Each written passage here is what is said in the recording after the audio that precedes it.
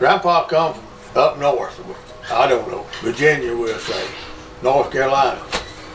Come down to Hamilton Point on Choctawhatchee Bay. He didn't know it was Hamilton Point, but that's what it's called now.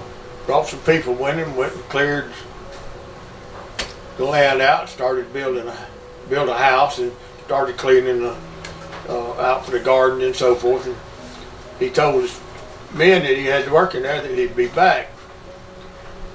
And the story is, this is my great grandpa. He said he'd be back in a couple, 3 months. He left and went off and found him an Indian woman, brought her back, and they married. And raised his family down there. And I don't know how he lost the land, but I know where the land is, and that's all I know about that story. Marion and Pearlie Brown. Pearlie Brown was my grandmother. He had a boat, and he would run pastures and cargo to Pensacola and bring goods back to be sold here. I remember Mother telling me about riding with him down there and coming back. And then later on, they finished cutting out the river, Choctawhatchee River, cutting the cypresses out of it. And up there they had a 60-foot wide, about 200-foot long houseboat, 2-story, that the workers stayed in that cut the river out through the week. They'd go home on the weekend. They had eating quarters there. They had everything they needed to do to be able to cut the river out. Well, that come up for sale, and Grandpa bought it. At the same time he bought that, the Brown McCaskill house come up for sale in Freeport, which he helped build as a young guy. Got 50 cents an hour as a boy. He helped him build it, and he was able to buy that. Well, he let his brother move in there, and he took that houseboat that he bought in Basin Bayou and started running a fish camp there, but he didn't have any land there, and the people he was on the east side of the bayou, right there where the highway is now. And the people on the west side didn't like him there, and they fussed at him a while. I don't know if it took a year, 2 years, or 6 months, but anyway, it went to court, and the judge told him to move it. Well, when he put that houseboat in there, he went in there and drilled some holes in it to let it sink on the bottom. That's where it set.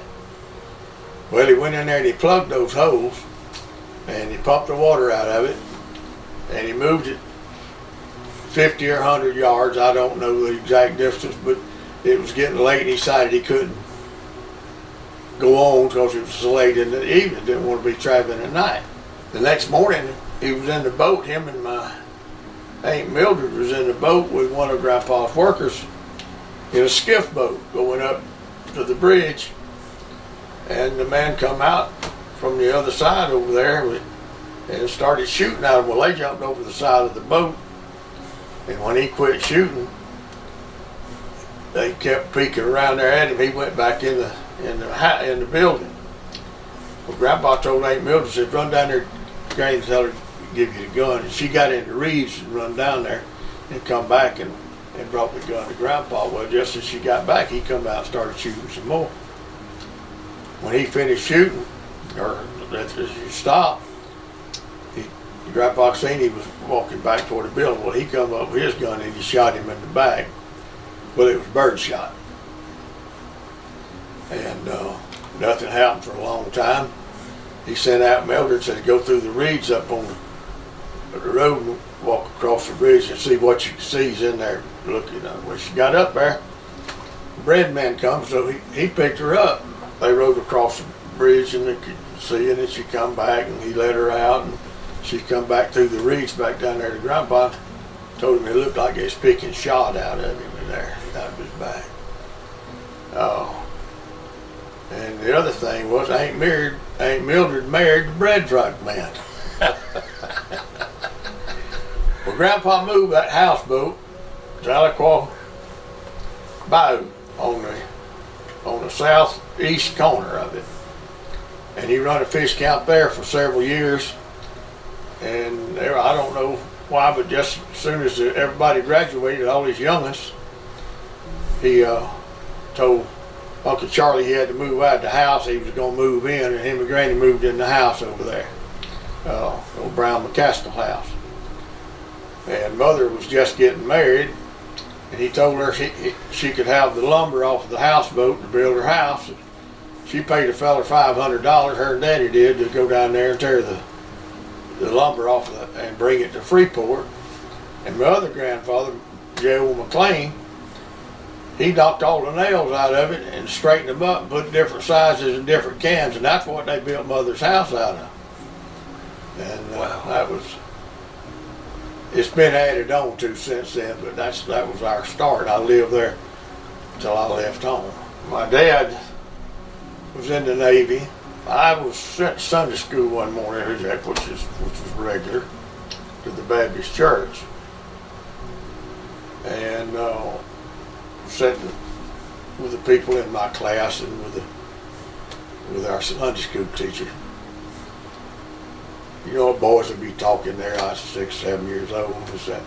But somebody come in the back of the church and went up to the preacher, whispered to him, and the preacher told him, and I didn't hear what he said, but there'd been a boat accident and my daddy had been killed. Well, everybody turned out and went to my dad's mother's house, which was just 300 yards. And that's where I learned that he had been killed in a boat right there in that creek, right where I live. He turned the boat around and it throwed him out, and the boat just kept circling, and it hit him. It come over him twice, cut him on the back and in the head. And so I don't have a lot of memories about my dad, except he was in the Navy. And I did ride a train with Mother one time to Norfolk, Virginia, to see him up there. That was probably in 44, 45 or something like that. My mother was Anna Mae Brown, which is Marion and Pearlie's daughter. When my dad got killed, he was the mail carrier and the barber here at Freeport. She carried the mail. But John Jack Robinson was told by Bob Sykes, if you ever pass that test, I'll give you that job. He was a U.S. representative. And it was about 3 years. He finally passed. He took it a bunch of times. He finally passed that test, and he put him in the job. And Mother lost that job. Well, she went to Jacksonville and went to school for beautician, and she come back to Freeport. She was a beautician here for about 55, 60 years.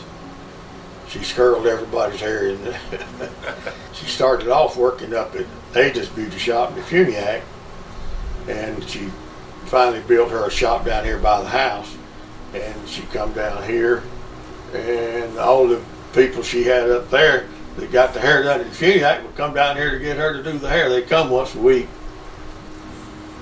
And I remember I'd pick blackberries out there, sell them 20 cents a quart to the Funiac ladies. You know, we wasn't dirt poor, but we wasn't rich, but I thought we was. It was good. It had a good school. You didn't hear about cuttings and shootings and all that kind of stuff all the time. There was 2 or 3 people that was drunks, and they just, I'm not going to call them names. Well, the first things I can remember doing on Saturdays,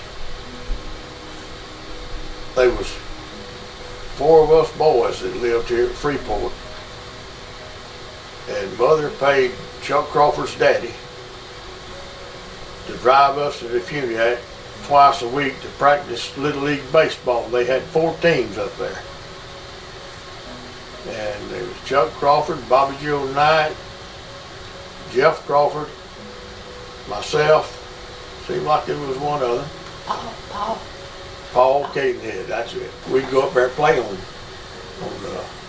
Saturday. And that was a big deal. We looked forward to, that, of course, school. They done all that when school was out. You didn't play any of that when the school was in, you know. Okay, your Little League Baseball, we went up there to play. I remember up there that Mr. Hackett, he was our coach. Well, while I was in school on the summer, we'd all, these boys would get jobs on the tugboats, and we'd run them. And the first time I got that job, I was on a boat. We was hauling from here to wherever, oyster shell being dredged out in the bay. We was going through the canal over there, and I washed my hands. I lost my class ring out over there in the canal. It just fell off. And they ain't no holding tanks, they just go overboard. Except we got down to Carabel going in there, and the captain run the boat on the ground and got all kind of cables in the wheel. And I told him, I said, I'll get them out for you if you get Wiley Kemp, who was the hill captain for them. He'd go bring you groceries or do whatever you need to come to the boat and meet you whatever port you need to be at. And he got me a long, aqualung stuff, everything to dive with, and I went under there and got the cables out of the wheel and all. But when we got back to Freeport, I got off and come back, my time to get on there, he told me, I seen Wiley and I said, when am I going back? He said, you ain't, said he fired you. And I think I lost the job because of my toenail and my eye. I wasn't a lot of good to it, except I did get the boat where they could get in and release their stuff in there. But most jobs all was here. Everybody here worked on a tugboat, was a captain of a tugboat or a deckhand or something like that. Most anybody you run into it any time around Freeport area. Well, unless they worked at Eglin Air Force Base. We had a lot of things going on here at Freeport.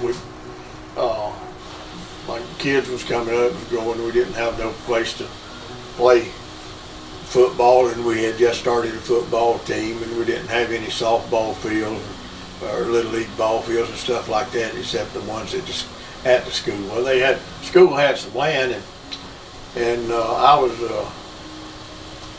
the head of the Boosters Club, Freeport Athletic Booster Club. I think this was in about '77. And we started doing some things and went to the commissioners to get some stuff into the school board to get stuff for, lights and Chelco to run the lights and put the pole and all that kind of stuff. And we hauled all the grass for the football field from North Walton County up there. We went up there and cut it and brought it back on trailers and sodded the whole football field. And during that time, there was some things that the commissioners, or some of them done it I didn't like, and I decided I'd just run for county commissioner, and I did. And I won that commissioner. I run again, and I lost the next time. We got a lot of, back then, this district around Freeport was District 5, and it took all of across the bay in. And we was able to pave the Chat Holly Road. That's a long, dry, dirt road over there. And we done a bunch of paving. We was busy, and I'd returned every phone call I got every night when I got back home. Anybody that called, I always called them back. And there was several calls every day. Yeah. Traffic. That's the worst thing.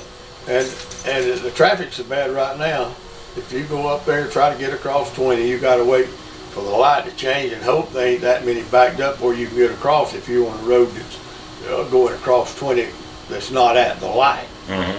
It's and I understand there's about 20,000 units coming out of the ground right now, and I can't imagine the traffic on.